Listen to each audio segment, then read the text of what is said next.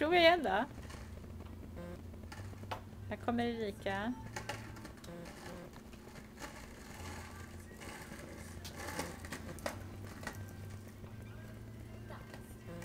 Ska man inte svänga på den också, typ sådär?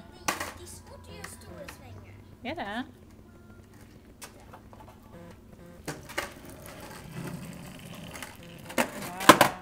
Nästan, jag kan göra så. Sen stannar.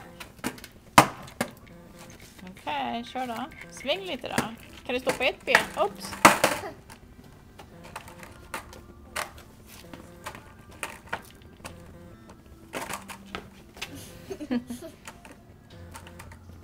Hoppa över den där kanten där då.